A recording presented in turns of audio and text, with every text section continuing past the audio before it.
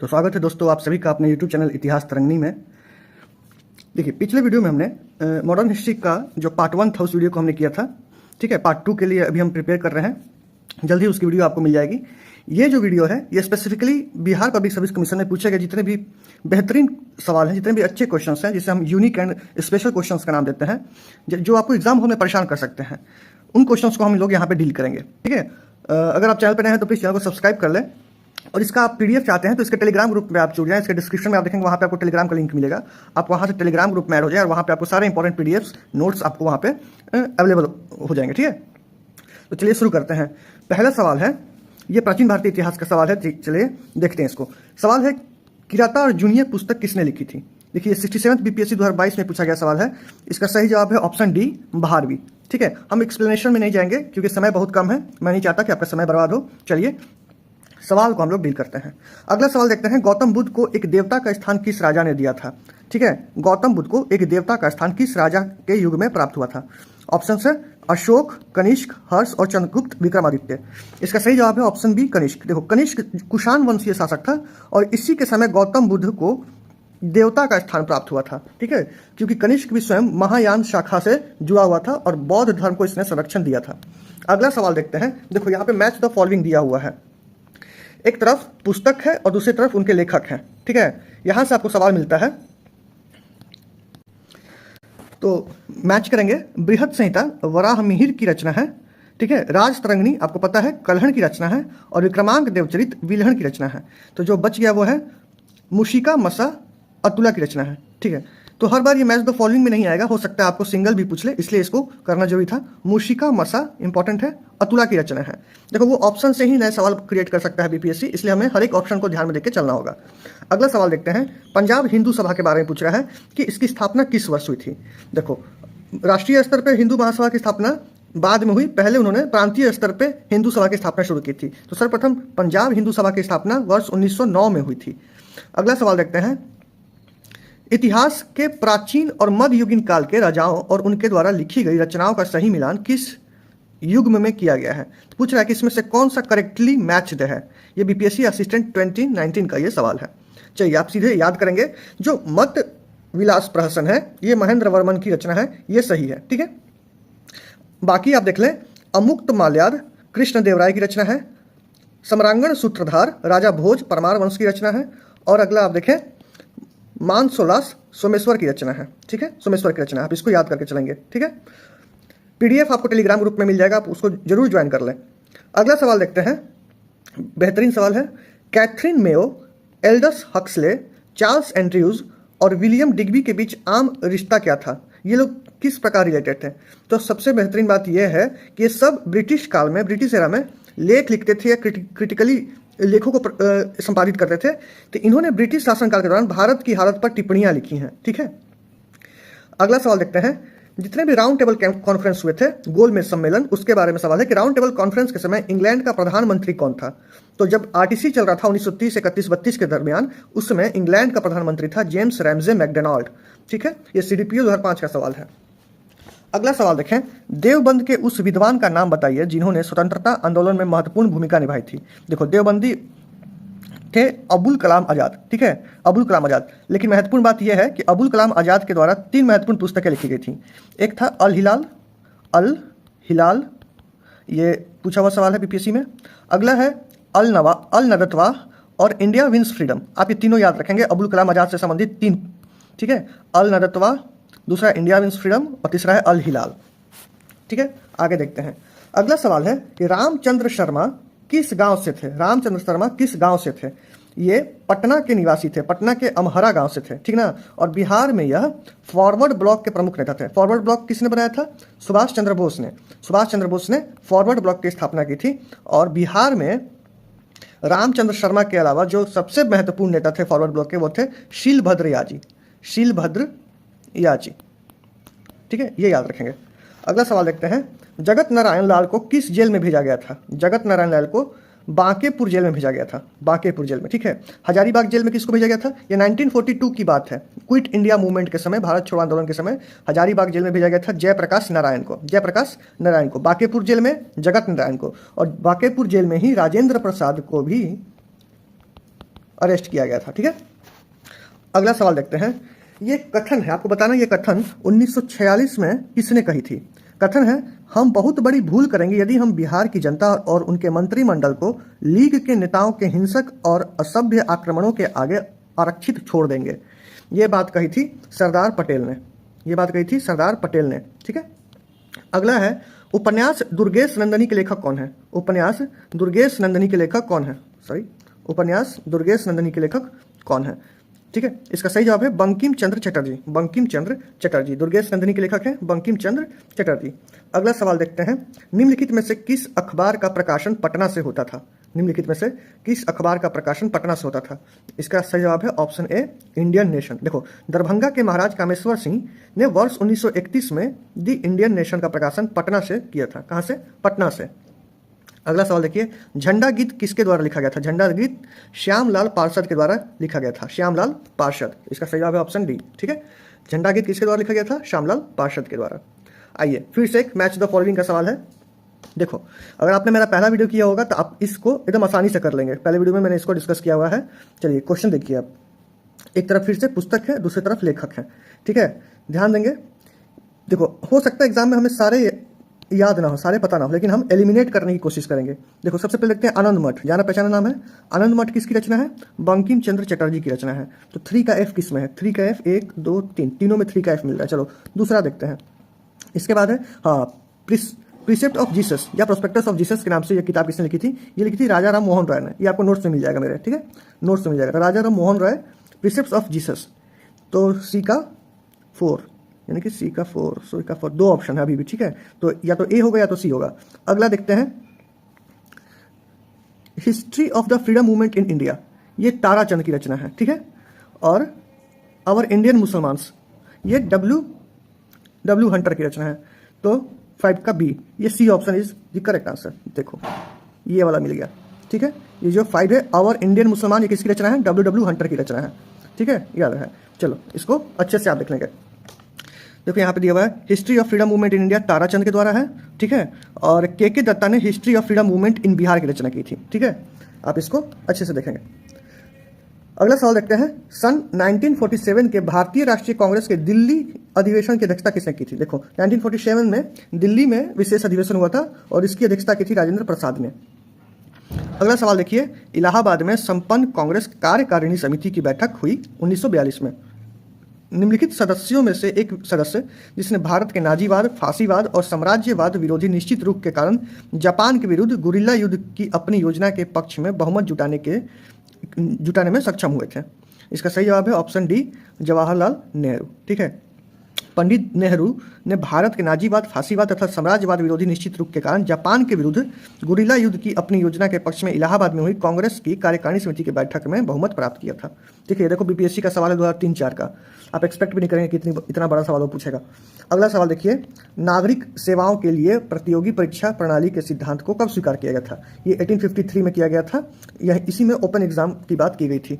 ठीक है, सिविल सेवाओं के लिए जो एग्जाम की बात हुई थी मॉडर्न इंडिया में, आप बात करेंगे जब हम चार्टर एक्ट रेगुलेटिंग एक्ट पढ़ते हैं उस समय आपको ये पढ़ना है। 1853 में ये आया था। अगला सवाल देखते हैं, निम्नलिखित में से किस अधिनियम के तहत लॉर्ड कॉर्नवालिस को अपने काउंसिल के फैसलों को रद्द करने का अधिकार मिला था। देखो, ये क्वेश्चन सीधे सीधे आप मान के चलो कि वीटो का सवाल है। कब गवर्नर को वीटो पावर मिला, तो 1786 के एक्ट से। जब लॉर्ड कॉर्नवालिस बन के आता है तो उसे सेनापति की पावर भी चाहिए होती है, तो उसी के लिए ये एक्ट आता है, 1786 का एक्ट। ठीक है, अगला सवाल देखिए, अंग्रेजों के द्वारा भारतीयों को 1947 में सत्ता हस्तांतरित किए जाने के समय कांग्रेस का अध्यक्ष कब था। जब इंडिया जब स्वतंत्र हो रहा था, यानी कि पावर ट्रांसफर जब हो रहा था 47 में, तब कांग्रेस के अध्यक्ष कौन थे, जेबी कृपलानी। ठीक है, और नवंबर 1947 में जेपी कृपलानी इस्तीफा देते हैं और इसके बाद राजेंद्र प्रसाद बनते हैं अध्यक्ष। ठीक है, अगला सवाल देखते हैं, कैबिनेट मिशन भारत में कब आया था। कैबिनेट मिशन भारत में 24 मार्च 1946 को दिल्ली यानी भारत आया था। इसमें से कोई नहीं होगा, ऑप्शन ही करेक्ट है। ठीक है, अगला सवाल देखिए, आज़ाद हिंद सरकार के निर्माण की घोषणा कब की गई। ये 1943 को की गई थी। आपको ईयर भी याद होता तो ये सवाल आप कर लेते, लेकिन आप डेट याद रखेंगे, 21 अक्टूबर 1943 को। अगला सवाल देखिए, इनमें से 1945-46 में दिल्ली में जो आईएनए के मुकदमे के पक्ष में पेश हुए वकील कौन थे। जो आईएनए का जो मुकदमा हुआ था लाल किले में आज़ाद हिंद फौज के सिपाहियों के ऊपर जो केस चला था, ठीक है। तो उसमें कौन गए थे, उसमें जो लीड कर रहे थे वो थे भूलाभाई देसाई, भूलाभाई देसाई। चलिए अगला सवाल देखते हैं। 9 अगस्त 1942 को 2 नेताओं, एक को हजारीबाग में गिरफ्तार किया गया था, वो कौन थे, ठीक है। देखो हजारीबाग में कौन गिरफ्तार हुआ था, ऑप्शन में है जयप्रकाश नारायण का नाम नहीं है, यहाँ पे है शिव कुमार और रामानंद, ठीक है। शिव कुमार और रामानंद वो 2 व्यक्ति थे जिनको 9 अगस्त 1942 को हजारीबाग में गिरफ्तार करके कैद किया गया था। अगला सवाल देखिए, 7 सितंबर 1942 को श्री योगेंद्र शुक्ल कहाँ लाए गए थे, इनको अरेस्ट करके कहाँ लाया गया था, ठीक है। देखो ऑप्शन में वो कोई भी ऑप्शन नहीं है जो सही जवाब हो। देखिए इसका एक्सप्लेनेशन देखिए, श्री योगेंद्र शुक्ल जयप्रकाश नारायण के साथ ही 9 नवंबर 1942 को हजारीबाग जेल से भागे, किंतु मुजफ्फरपुर में गिरफ्तार कर लिए गए तथा बक्सर जेल लाए गए, ठीक है। इसमें सही जवाब होगा बक्सर जेल। यदि वो पहले वाला पूछता तो वो हजारीबाग होता, ऑप्शन में दोनों ही नहीं है, ना बक्सर है ना हजारीबाग है, ठीक है। तो आयोग ने इसको मूल्यांकन से इस सवाल को बाहर कर दिया था, ठीक है। लेकिन आप याद रखेंगे बक्सर जेल फाइनली इनको अरेस्ट किया गया था, ठीक है। प्लीज़ चैनल को सब्सक्राइब कीजिए। अगला सवाल देखते हैं, किस ब्रिटिश अधिकारी ने भारत सरकार को सूचित किया कि पटना के मुसलमान पेशावर के नज़दीक जो 64वीं नेटिव इन्फेंट्री थी उसके साथ पत्र व्यवहार कर रहे हैं और याचना कर रहे हैं कि ब्रिटिश के विरुद्ध बगावत करें, ठीक है।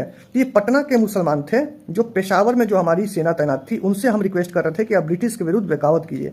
तो ये सूचना कौन सा ब्रिटिश अधिकारी था जिसने भारत सरकार को सूचित किया, जिसका सही जवाब है ऑप्शन है रॉबर्ट मोंटगोमरी। बेहतरीन सवाल है, आप इसे याद रखेंगे, रॉबर्ट मोंटगोमरी।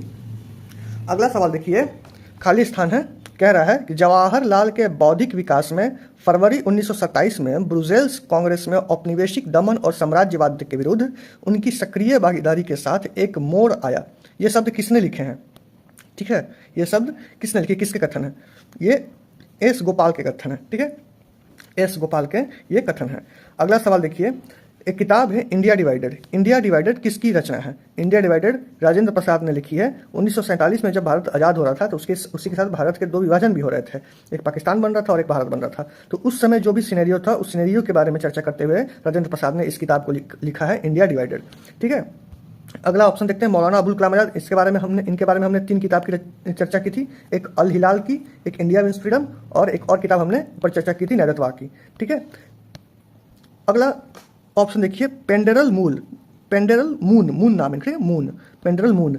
इनकी किताब है डिवाइड एंड क्विट, 1961 में पब्लिश हुई थी, divide and quit, strangers in India 1944 में, ठीक है। और चौथा ऑप्शन देखिए, अंबा प्रसाद की रचना है भारत माता का संदेश, और एक है तलवार, भारत माता का संदेश और तलवार। और अंबा प्रसाद का जन्म हुआ था उत्तर प्रदेश के मुरादाबाद में, ठीक है। आपको इतना फैक्ट याद रखना है, ठीक है। आगे चलते हैं, अगला सवाल देखते हैं, ठीक है। एक अगला फिर से कथन है शेरशाह सूरी के बारे में। यह कथन किसने कहा है, कह रहा है किसी भी सरकार ने नहीं, अंग्रेजों ने भी नहीं, जितना इस पठान ने काफ़ी बुद्धिमत्ता का परिचय दिया था। ये कहा है एच.जी. किन ने, ठीक है, याद रखेंगे एच.जी. किन का नाम। अगला है कि 1927 में बटलर कमेटी का जो गठन हुआ था उसका उद्देश्य क्या था, बटलर कमेटी का उद्देश्य। देखो बटलर कमेटी का उद्देश्य था कि भारत सरकार और देशी राज्यों के मध्य जो संबंध थे उनको सुधारना, ठीक है। भारत सरकार यानी कि भारत में जो ब्रिटिश सरकार थी वो और भारत के जो देशीय प्रांतीय प्रोविंशियल जो स्टेट थे उनके जो राजा थे उनके साथ भारत सरकार का संबंध सुधारना, ठीक है। अगला सवाल देखिए, इंपीरियल कैडेट कॉर्प्स की स्थापना किसने की थी, तो इंपीरियल कैडेट कॉर्प्स की स्थापना की थी लॉर्ड कर्जन ने। जितने भी राजा महाराजा थे हमारे यहाँ, उनके जो राजकुमार थे या उनके जो एलिट क्लास के जो लड़के थे उनको तैयार करने के लिए इंपीरियल कैडेट कॉर्प्स की स्थापना की गई थी। किसके द्वारा, लॉर्ड कर्जन के द्वारा, ठीक है, लॉर्ड कर्जन के द्वारा। इसका सही जवाब है ऑप्शन बी, लॉर्ड कर्जन। अगला सवाल देखिए, all India state people's conference का गठन कब किया गया था, ये 1927 में किया गया था। अखिल भारतीय राज्य जन conference, India state people's conference का आयोजन किया गया था। इसमें विभिन्न रियासतों से 700 से अधिक राजनीतिक कार्यकर्ताओं ने भाग लिया था। इसके आयोजन में महत्वपूर्ण भूमिका निभाई थी बलवंत राय मेहता ने, मणिलाल कोठारी ने और जी.आर. अभ्यंकर ने। आप डेट याद रखेंगे, 1927 में स्टेट पीपुल्स कॉन्फ्रेंस का गठन 1927 में किया गया था। अगला सवाल देखिए, सवाल है जयप्रकाश दिवस कब मनाया गया, ठीक है, जयप्रकाश दिवस, ठीक है। जब ये जेल से रिहा हुए थे उसके कारण अप्रैल 1946 में हमने जयप्रकाश दिवस मनाया था। भारत ट्रेड यूनियन कांग्रेस के पहले अध्यक्ष कौन थे, लाला लाजपत राय। ये महत्वपूर्ण सवाल है, लाला लाजपत राय भारत ट्रेड यूनियन कांग्रेस की AI ट्रेड यूनियन कांग्रेस, ठीक है, all India trade union Congress के पहले अध्यक्ष कौन थे, लाला लाजपत राय, ठीक है। ट्रेड यूनियन आंदोलन के क्रांतिकारी चरण का समय क्या था? ये 1926 से 1939 तक क्रांतिकारी चरण था ट्रेड यूनियन कांग्रेस का। ठीक है, अगला सवाल देखिए, निम्नलिखित में से कौन नील विद्रोह के नेता थे? ठीक है, नील विद्रोह के नेता कौन थे? दिगंबर विश्वास और विष्णुचरण विश्वास। नील विद्रोह के नेता कौन थे? दिगंबर विश्वास और विष्णुचरण। ठीक है, आगे बढ़ते हैं। अच्छा, नील विद्रोह कब हुआ था? नील विद्रोह हुआ था 1859 1860 के अराउंड। ठीक है, कहाँ हुआ था? नदिया जिला, नदिया जिला बंगाल। नदिया जिला कहाँ? बंगाल। ठीक है, नदिया जिला बंगाल। अगला देखते हैं, किस डोगरा जनरल ने 1834 और 1841 के बीच लद्दाख, बाल्टिस्तान और तिब्बत के कुछ हिस्सों में सफल सैन्य अभियान का नेतृत्व किया था? इसका सही जवाब है ऑप्शन डी, जोरावर सिंह ने। देखो ये बीपीएससी असिस्टेंट 2019 का ये सवाल है। किस डोगरा जनरल ने 1834 और 1841 के बीच लद्दाख के क्षेत्र में, बाल्टिस्तान और तिब्बत के कुछ हिस्सों में सफल सैन्य अभियान का नेतृत्व किया था? जोरावर सिंह ने। अगला सवाल देखिए, किस अधिनियम के बारे में जवाहरलाल नेहरू ने कहा था कि हमें एक ऐसी कार दे दी गई है जिसमें सब ब्रेक हैं, सारे ब्रेक हैं, किंतु इंजन नहीं है? ये 1935 के अधिनियम के बारे में कहा गया कि लगभग सारे अधिकार तो मिल गए थे लेकिन हेड ऑफ स्टेट इंडिया का नहीं था। ठीक है, इसलिए 1935 को क्रिटिकली देखते हुए नेहरू जी ने यह कहा था कि ऐसी कार दी गई है जिसमें सारे ब्रेक है लेकिन इंजन नहीं है। अगला सवाल देखिए, भारतीय स्वतंत्रता संग्राम के दौरान प्रार्थना समाज की स्थापना किसने की थी? ठीक है, कि प्रार्थना समाज की स्थापना आत्मारंग पांडुरंग ने की थी। किसके? केशव चंद्र सेन के प्रेरणा से। केशव चंद्र सेन के प्रेरणा से आत्मारंग पांडुरंग ने प्रार्थना समाज की स्थापना की थी।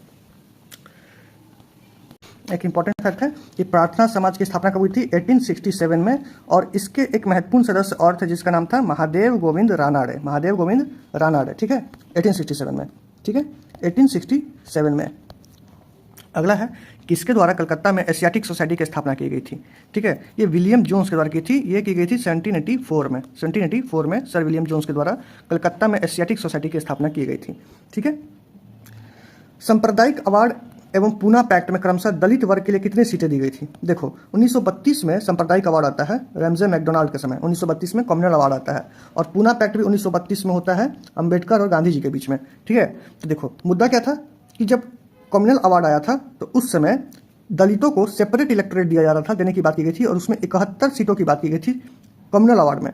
लेकिन जब पूना पैक्ट हुआ, गांधी जी ने उनको कितनी सीटें दिलवाई? 148। ये सेपरेट इलेक्टोरेट नहीं था, लेकिन दलितों के लिए सीटों की संख्या कितनी हो गई? 148 आरक्षित की गई, 148। तो ये आप ऑप्शन याद रखेंगे। कम्युनल अवार्ड में कितना? 71, और पूना पैक्ट के तहत गांधी जी ने कितनी सीटें दिलवाई? 148। अगला क्वेश्चन देखते हैं। अगला क्वेश्चन है, द्वितीय गोलमेज सम्मेलन किस प्रश्न पे असफल रहा था? देखो आरटीसी 3 हुए थे, पहला, दूसरा और तीसरा। सिर्फ सेकंड था जिसमें आईएनसी ने भाग लिया था, और आईएनसी की तरफ से गांधी गए थे भाग लेने। ठीक है, लंदन। लेकिन सेकंड गोलमेज सम्मेलन भी असफल रहा। किस बात को लेके? इसी सांप्रदायिक अवार्ड को लेके। अंबेडकर सांप्रदायिक अवार्ड को सपोर्ट कर रहे थे, उन्हें 71 सीट जो मिल रहा था सेपरेट इलेक्टोरेट में, वो उसके लिए रेडी थे। लेकिन गांधी इस बात के लिए रेडी नहीं थे, और सांप्रदायिक प्रतिनिधित्व को लेकर ही द्वितीय गोलमेज सम्मेलन असफल रहा।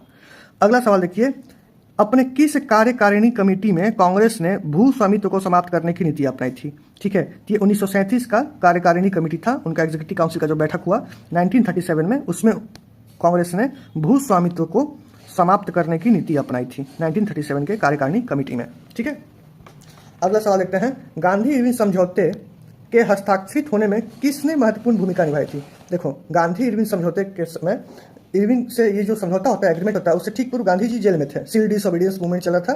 ठीक है, सविनय अवज्ञा आंदोलन चला था, उसके बाद वो गांधी जी जेल में थे। गांधी जी के जेल में छूटने के बाद ही तेज बहादुर सप्रू थे जिन्होंने गांधी और इरविन की बातचीत के लिए पैरवी की। ठीक है, तो उसके बाद ये समझौता होता है गांधी और इरविन के बीच में 5 मार्च 1931 को, ये डेट याद रखेंगे, 5 मार्च 1931 को ये गांधी इरविन समझौता होता है। ठीक है, तेज बहादुर सप्रू इसका सही जवाब है। अगला क्वेश्चन देखिए, निम्नलिखित में से किस भारतीय नेता ने लंदन में प्रथम गोलमेज कॉन्फ्रेंस में भाग लिया था? देखो प्रथम गोलमेज सम्मेलन आरटीसी फर्स्ट में और थर्ड में कांग्रेस ने भाग नहीं लिया था। तो इसमें कांग्रेस के नेता हैं नेहरू हैं, गांधी हैं, मौलाना अबुल कलाम आजाद हैं। तो जो बच गया वो सही जवाब है, क्योंकि कांग्रेस के किसी नेता ने भाग नहीं लिया था, मौलाना मोहम्मद अली ने भाग लिया था। इसका सही जवाब है ऑप्शन ए।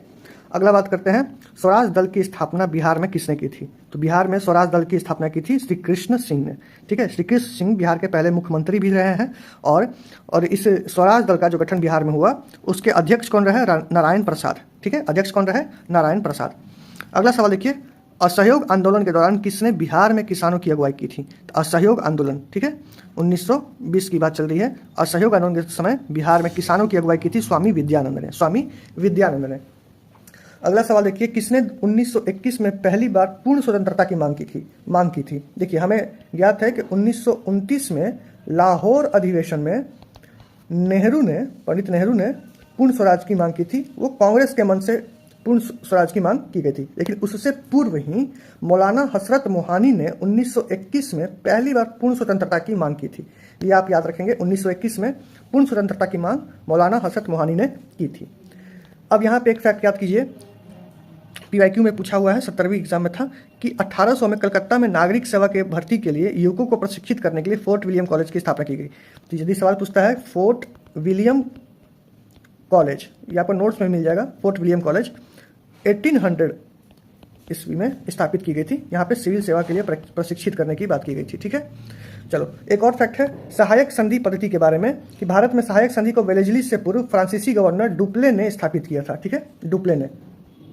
आगे देखते हैं, अतः सदैव सहमति के साथ और अक्सर वाणिज्य मंडल के निर्देशों पर भारत सरकार चलती है और इसे व्हाइट मैन्स बर्डन कहा जाता है। यह कथन किसका है?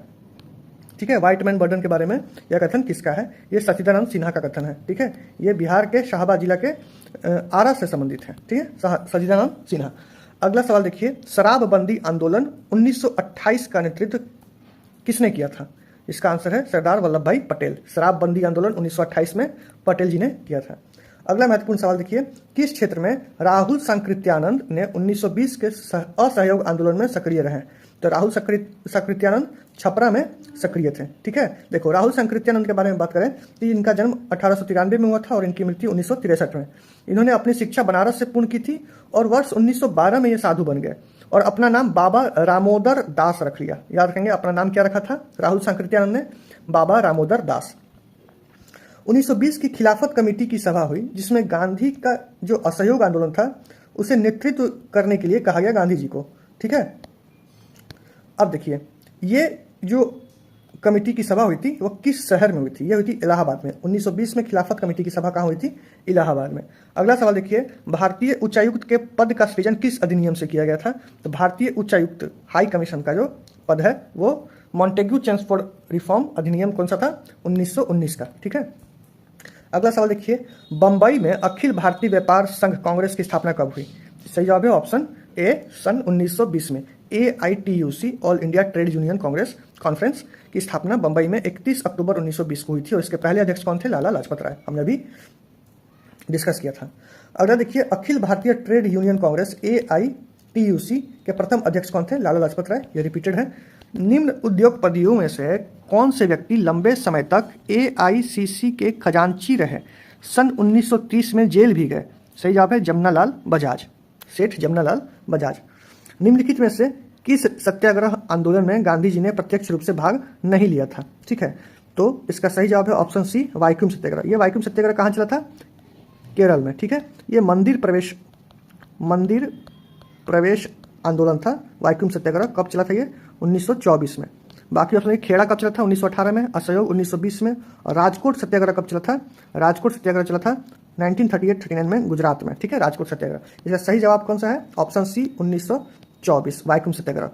अगला सवाल देखिए, गांधी जी को चंपारण आने का निमंत्रण किसने दिया था? तो गांधी जी को चंपारण आने का निमंत्रण राजकुमार शुक्ल ने दिया था। इन्होंने लखनऊ में गांधी जी से भेंट की, मुलाकात की और गांधी जी को चंपारण आने के लिए आमंत्रित किया, ठीक है।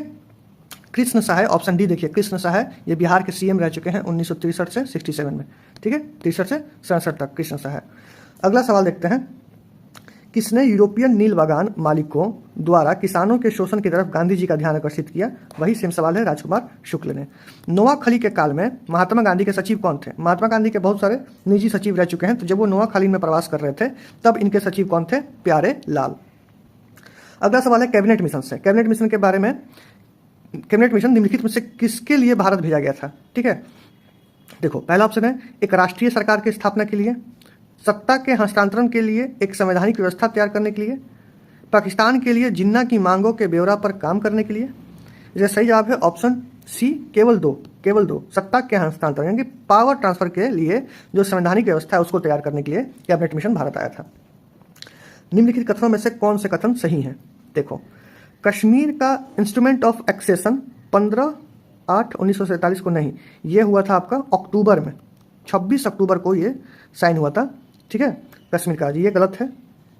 अगला देखिए, हैदराबाद के खिलाफ ऑपरेशन पोलो 48 घंटे तक चला था? नहीं, ये आपको 5 दिन लगभग चला था, 5 डेज लगे थे हैदराबाद को लेने में। तो ऑप्शन 2 और ऑप्शन 3 गलत है। सही पूछा है तो 2 और 3 गलत है, 2 और 3 गलत है, 2 और 3 गलत है, तो ऑप्शन ए सही है। यानी कि ये पहला ऑप्शन सही है और उसके बाद ऑप्शन चौथा सही है और पांचवा सही है, ठीक है। अगला सवाल देखिए, 1940 में पटना महाविद्यालय की स्थापना निम्नलिखित में से किस समाज के द्वारा की गई थी? इसका आंसर है sisters of the apostolic Carmel, ठीक है, कार्मेल।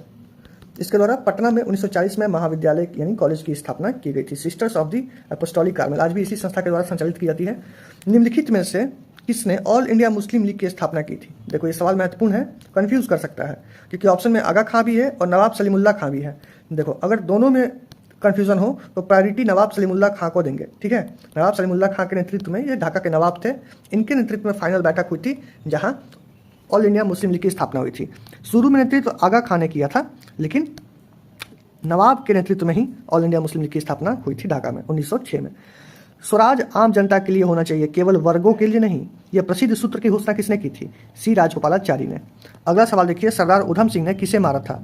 तो सरदार उधम सिंह ने माइकल ओ डायर को मारा था, ठीक है। डायर के नाम से दो थे, जनरल डायर, ये आर डायर है और ये माइकल ओ डायर, ठीक है। तो उधम सिंह को मारना था आर डायर को, उन्होंने मारा किसको? माइकल ओ डायर को। अगला सवाल देखिए, गदर क्रांति छिड़ने का सबसे महत्वपूर्ण कारण क्या था? तो उसमें वर्ल्ड वॉर 1 चल रहा था और इसी के चलते ऐसी परिस्थितियां उत्पन्न हुई जैसे सैन फ्रांसिस्को में कि गदर क्रांति का माहौल बन गया। तो प्रथम महायुद्ध का शुरू होना इसका सही जवाब है। अगला सवाल देखिए, निष्क्रिय विरोध के सिद्धांत का प्रतिपादन किसने किया था? इसका सही जवाब है ऑप्शन डी, अरविंदो घोष। जो पैसिव रेजिस्टेंस होता है, निष्क्रिय विरोध, इस सिद्धांत का प्रतिपादन किया था अरविंदो घोष ने। ये गरम दल के नेता थे। अगला महत्वपूर्ण फैक्ट है, काकोरी ट्रेन एक्शन कब हुआ था? अगस्त 1925 में। जब अगस्त 1925 में काकोरी ट्रेन एक्शन हुआ, इसके जितने भी अभियुक्त थे उनके तरफ से जो वकील गए थे वो थे गोविंद वल्लभ पंत। गोविंद वल्लभ पंत, ये उत्तर प्रदेश के पहले मुख्यमंत्री रहे, गोविंद वल्लभ पंत। अगला सवाल है, किसने कहा जब तक यह तीसरी शक्ति अथवा इंग्लैंड यहाँ पर है, हमारे सांप्रदायिक मतभेद हमें परेशान करते रहेंगे? ठीक है, ये स्टेटमेंट है महात्मा गांधी का। ये स्टेटमेंट है महात्मा गांधी का, उपयुक्त में से कोई नहीं। महात्मा गांधी ने जब वो लुई फिशर को इंटरव्यू दे रहे थे तब उन्होंने ये बात कही थी कि जब तक यहाँ पे तीसरी शक्ति, थर्ड पार्टी इंग्लैंड रहेगी, तब तक हमारे बीच में जितने भी सांप्रदायिक मतभेद हैं वो हमें परेशान करते रहेंगे। अगला महत्वपूर्ण सवाल देखिए, 1885 में जब WC बनर्जी, वोमेश चंद्र बनर्जी ने कांग्रेस का अधिवेशन, जो पहला अधिवेशन था, उसकी अध्यक्षता की, तो उस समय राष्ट्रीय कांग्रेस के उद्देश्य जो घोषित किए गए थे उसमें से कौन से उद्देश्य नहीं थे? देखो, याद रखना, जब शुरू में कांग्रेस की स्थापना हुई थी तो कांग्रेस ने डिसाइड किया था कि हम किसी भी सामाजिक विषयों पर विचार प्रकट नहीं करेंगे, सोशल इश्यूज से दूर रहेंगे, ठीक है। शुरू में वो पॉलिटिकल अचीवमेंट के लिए उसको गठित किया गया था, सामाजिक इशू पे उन्होंने बाद में बात करना शुरू किया। तो स्टार्टिंग में सामाजिक विषयों पर विचार प्रकट करने का कोई भी उद्देश्य भारतीय राष्ट्रीय कांग्रेस का नहीं था। अगला सवाल है, ये रिपीट होता है, न्यू लैम्प्स फॉर ओल्ड, लेख श्रृंखला, ठीक है। इसमें सर्वहारा वर्ग के साथ संपर्क से बाहर होने के लिए कांग्रेस की आलोचना किसने की थी? देखो, इंडियन नेशनल कांग्रेस को हमेशा से आलोचना की गई है कि ये इलीट क्लास के लोगों का संगठन था, अमीरों का संगठन था, पढ़े लिखे वर्गों का संगठन था, लेकिन जो कॉमन पीपुल थे, सर्वहारा वर्ग था, उनसे इन्होंने दूरी बनाकर रखी थी। इसी कारण से वह व्यक्ति कौन था जिसने न्यू लैम्प्स फॉर ओल्ड के नाम से लेख लिखना शुरू किया? तो ये गरम दल के नेता थे अरविंद घोष, ठीक है। न्यू लैम्प्स फॉर ओल्ड किसकी रचना है? अरविंद घोष की। अगला सवाल देखिए, मुसलमान यदि खुश और संतुष्ट हैं तो भारत में ब्रिटिश शक्ति का महत्तम बचाव होगा। यह बात किसने कही थी? W हंटर ने। बंगाल विभाजन के विषय में यह किसने कहा था कि विभाजन हमारे ऊपर बम की तरह गिरा है, कहीं बम देगा कहीं वज्र देगा, ठीक है, वज्र की तरह गिरा है। ये कहा था सुरेंद्रनाथ बनर्जी ने। इन्हें 1874 में इंडियन सिविल सर्विसेज से बाहर निकाल दिया गया था और इन्होंने ही सिविल सर्विस मूवमेंट भी चलाया था, सिविल सर्विस मूवमेंट चलाया था, ठीक है। अगला सवाल देखते हैं, जमशेदपुर लेबर एसोसिएशन की स्थापना 1920 में किसने की थी? तो जमशेदपुर में लेबर एसोसिएशन की स्थापना की थी SN हल्दर ने। अगला सवाल है, किसान नेता मोतीलाल तेजावत किससे संबंधित हैं? मोतीलाल तेजावत, ठीक है, ये मेवाड़ के भील आदिवासी आंदोलन से संबंधित हैं, मेवाड़ के भील आदिवासी आंदोलन से संबंध रखते हैं। अगला महत्वपूर्ण सवाल है, जिम्मरमैन योजना, ठीक है, जिम्मरमैन योजना या इसको हिंदू जर्मन षड्यंत्र भी कहते हैं, हिंदू जर्मन षड्यंत्र भी कहते हैं। इससे वह व्यक्ति कौन थे जो संबंधित थे? इसका सही जवाब है ऑप्शन डी, उपयुक्त सभी। ठीक है, लाला हरदयाल, भूपेन्द्र दत्त, वरिंद्रनाथ चट्टोपाध्याय। ठीक है, जब फर्स्ट वर्ल्ड वॉर चल रहा था, वर्ल्ड वॉर फर्स्ट जब चल रहा था, उस समय जितने भी भारतीय क्रांतिकारी थे उन्होंने जर्मनी में जितने भी शस्त्र एवं गोला बारूद के खजान थे वहाँ से वो शस्त्र मंगाने, गोला बारूद मंगाने की योजना बनाते हैं, और इस योजना के तहत वो विदेश में रह रहे भारतीयों की सहायता से उन्होंने इसको अंजाम दिया, और इसी को हिंदू जर्मन संयंत्र या जिम्मरमैन योजना का नाम दिया गया। तो इसमें लाला हरदयाल थे, भूपेन्द्र नाथ दत्त थे, वरिंद्रनाथ चट्टोपाध्याय थे, इन तीनों ने ही इस योजना से इस काम को करने का प्लान किया था। ठीक है, तो इसको हम कहते हैं हिंदू जर्मन षड्यंत्र या जिम्मरमैन योजना। इसका सही जवाब है ऑप्शन डी, उपयुक्त सभी। अगला सवाल देखिए, 1897 के भारतीय राष्ट्रीय कांग्रेस के अमरावती अधिवेशन को 3 दिन का तमाशा किसने कहा था? महत्वपूर्ण सवाल है। 3 दिन का तमाशा कहा था अश्विनी कुमार दत्त ने। कांग्रेस के अधिवेशनों को बुलबुला किसने कहा था? याचना संस्था कांग्रेस को किसने कहा था? इस प्रकार के सवाल पूछे जाते हैं। ये महत्वपूर्ण सवाल है। 3 दिवसीय तमाशा किसने कहा था? अश्विनी कुमार दत्त ने। अगला सवाल है, साम्राज्य के अंतर्गत स्वशासन नामक उद्देश्य को मुस्लिम लीग ने कब स्वीकार किया? तो मुस्लिम लीग ने अपना जो उद्देश्य था घोषित किया कि अब हमें भी स्वशासन चाहिए, ये उसने वर्ष 1913 में मुस्लिम लीग ने इसको घोषित किया था। ठीक है, कि अब सेल्फ गवर्नमेंट मुस्लिम लीग का उद्देश्य होगा। 1906 में मुस्लिम लीग का स्थापना होता है, तब इसका उद्देश्य सेल्फ रूल नहीं था। इसने सेल्फ रूल या सेल्फ गवर्नमेंट का उद्देश्य कब घोषित किया? वर्ष 1913 में। अगला सवाल देखिए, महत्वपूर्ण सवाल है। नीचे दिए गए विकल्पों में से राष्ट्रवादी समाचार पत्रों जिसमें द हिंदू, केसरी, सुधारक, इनके संपादकों के नाम दिए गए हैं, उसमें से कौन सा नाम सही है? ठीक है, तो सबसे पहले हम याद कर लेते हैं। देखो, द हिंदू के संपादक हैं जी सुब्रमण्यम अय्यर। ठीक है, जी सुब्रमण्यम अय्यर। केसरी जो मराठी में निकलता था, इसके थे बीजी तिलक। ठीक है, 2 है।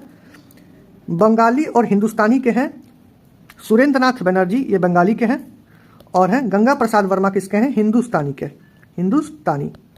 गोपाल कृष्ण गोखले का इंपॉर्टेंट है, ये है सुधारक। ठीक है, सुधारक। ठीक है, ऑप्शन डी इसका सही जवाब है। अगला क्वेश्चन देखिए, नेशनल काउंसिल ऑफ एजुकेशन की स्थापना कब हुई? देखो, ये संबंध है स्वदेशी मूवमेंट या बाइकॉट मूवमेंट। ये 1905 में जब बंगाल विभाजन होता है, उसके बाद स्वदेशी मूवमेंट लॉन्च किया जाता है। स्वदेशी मूवमेंट में स्वदेशी संस्थाओं को अपनाने, विदेशी संस्थाओं को बाइकॉट करने की बात की गई। इसी के तहत 15 अगस्त 1906 को नेशनल काउंसिल ऑफ एजुकेशन की स्थापना की गई थी। ठीक है, नेशनल काउंसिल ऑफ एजुकेशन की स्थापना की गई 1906 को। किसने कहा था कि कांग्रेस आंदोलन ना तो लोगों के द्वारा प्रेरित था और ना ही उनके द्वारा सोचा या योजनाबद्ध किया गया था? ठीक है, तो ये कहा था सर सैयद अहमद खान ने। सर सैयद अहमद खान ने एक किताब लिखी थी 1857 पे। किताब का नाम क्या था? असबाब ए बगावत ए हिंद, हिंद, असबाब बगावत हिंद, या इसको इंग्लिश में बोलते हैं essay on the causes of 1857 revolt. ठीक है, ये सर सैयद अहमद खान। अगला सवाल है, महारानी विक्टोरिया को भारत की सम्राज्ञी कब घोषित किया गया? तो महारानी विक्टोरिया ने 1877 में खुद को भारत की सम्राज्ञी घोषित किया था, 1877 में। अगला महत्वपूर्ण सवाल देखिए, निम्न कथनों में से कौन सा कथन सही है? ठीक है, सही है बताना है। ये रिपीट हो गया है। ठीक है, ये रिपीट हो गया है, हमने डिस्कस कर लिया है। अगला सवाल है, महारानी विक्टोरिया ने भारत को सम्राज्ञी घोषित, ये भी रिपीट हो गया है, 1877 स्लाइड ही रिपीट हो गया है। चलो अगला सवाल देखते हैं। नाई धोबी बंद सामाजिक बायकॉट का एक स्वरूप था जो 1919 में कहाँ चलाया गया था? ये चलाया गया था किसानों के द्वारा प्रतापगढ़ जिले में।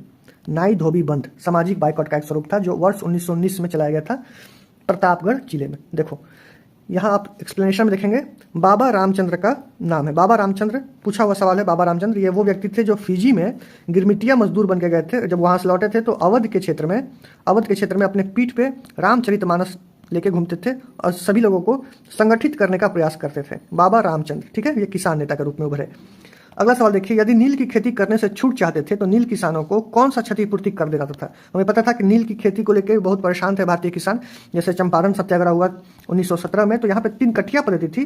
हर एक 20 कट्ठे पे आपको 3 कट्ठे में नील उगाना पड़ता था। और यदि आप नील उगाने से बचना चाहते थे, अंग्रेजों को तवान नाम का एक अतिरिक्त कर देना होता था, तब जाके आप नील की खेती से छुटकारा पा सकते थे।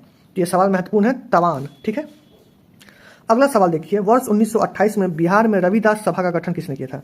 रविदास समाज सुधारक गठन था और ये दलित या पिछड़े वर्ग के जो लोग थे उनको उनके उत्थान के लिए ये गठन किया गया था रविदास सभा। ये किया गया था जगजीवन राम के द्वारा। ठीक है, पटना से प्रकाशित होने वाला प्रथम अंग्रेजी अखबार कौन सा था?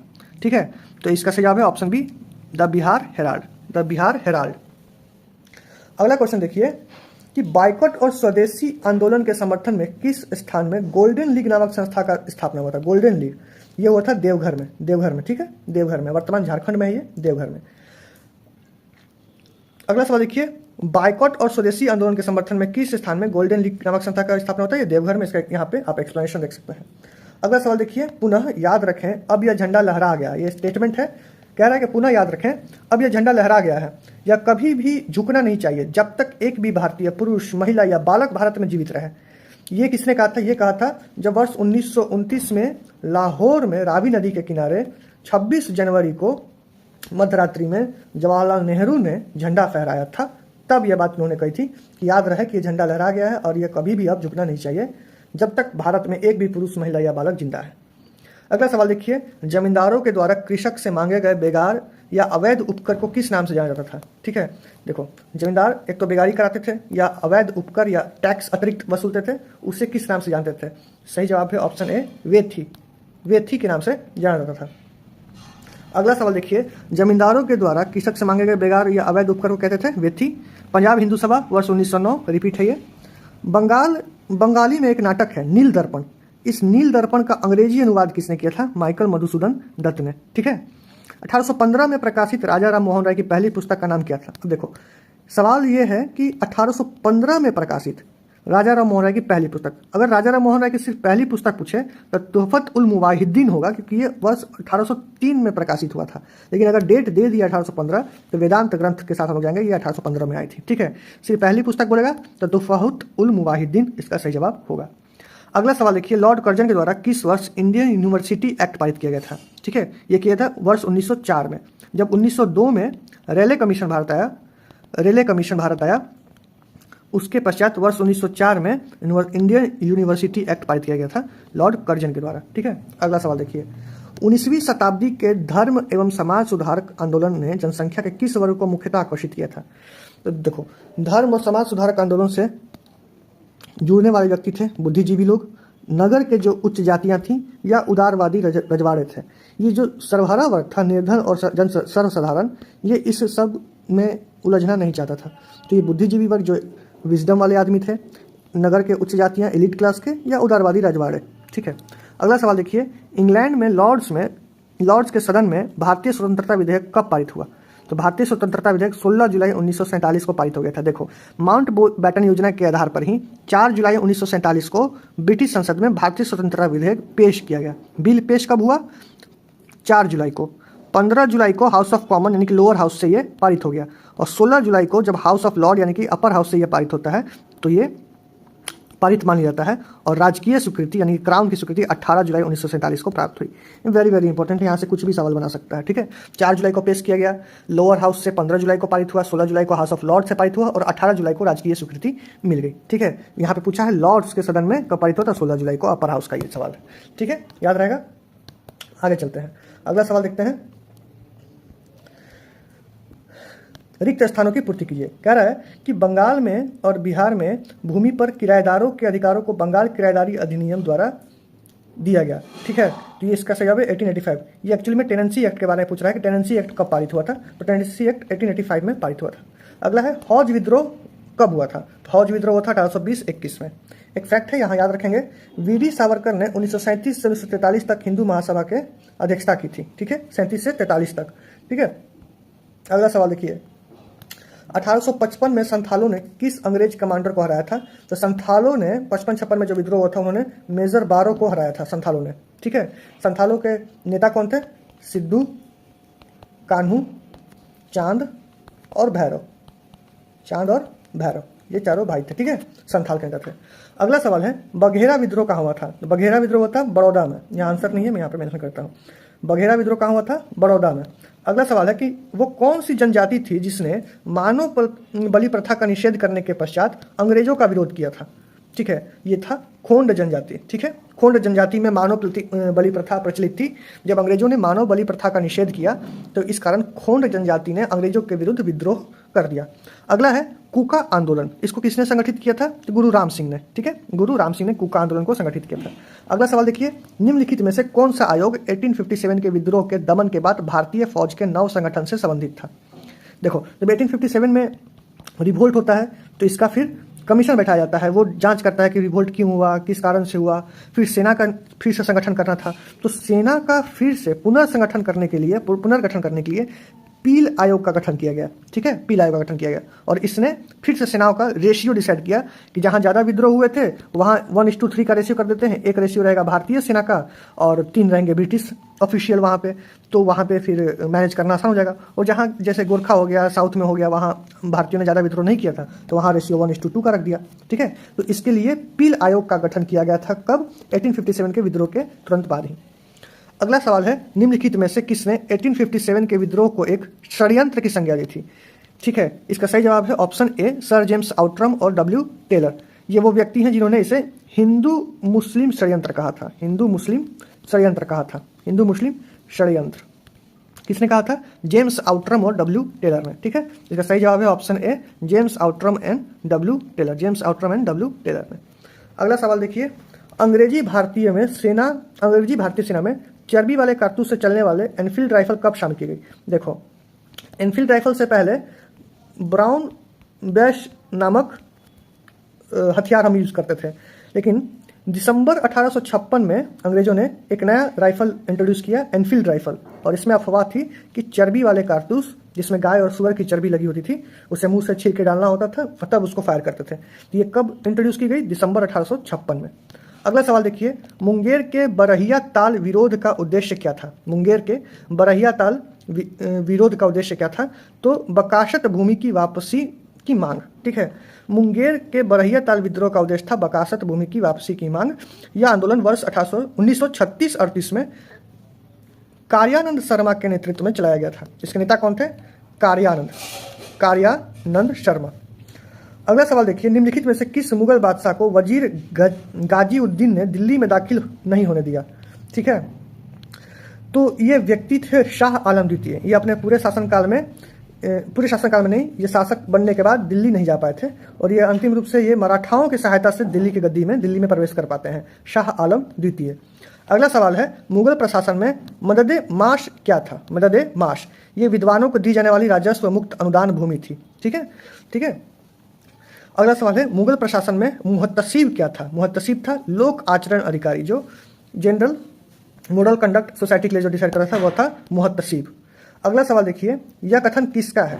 कथन दिया हुआ है, अकबर के शासन में इलाहाबाद में 40 स्तंभ युक्त मंजिल के निर्माण में 5000 से 20,000 लोगों ने 40 साल तक काम किया था, ठीक है। कह रहा है कि इलाहाबाद में जो 40 स्तंभ वाला मंजिल का निर्माण कराया था अकबर ने, उसमें 5,000 से लेकर 20,000 तक 5,000 लोगों से लेकर 20,000 तक लोगों ने 40 साल तक काम किया था। ये किसने कहा है? विलियम फिंच ने। पीडीएफ का अंतिम सवाल है, किस मुगल शासक ने चित्रकारी के लिए कारखाने बनवाए थे? ठीक है, इसका सही जवाब है ऑप्शन ए, हुमायूं ने, ठीक है। बीपीएससी ने जो आंसर एक्सेप्ट किया है वो है हुमायूं ने। तो ये था जितने भी महत्वपूर्ण सवाल थे बीपीएससी में पूछे गए, अगर जितने बीपीएससी सिविल सर्विस में, ऑडिटर में, सीडीपीओ में, उन सारे सवालों को यहाँ पे कंपाइल कर दिया है। पीडीएफ वीडियो आपको अच्छा लगा तो प्लीज़ चैनल को सब्सक्राइब कीजिएगा, वीडियो को लाइक कीजिएगा, अपने दोस्तों में शेयर कीजिए, और अगर आपको इसका पीडीएफ चाहिए तो आप इसके टेलीग्राम ग्रुप से ज्वाइन हो जाइए, रेगुलर वहाँ पे वीडियोस आ रही हैं।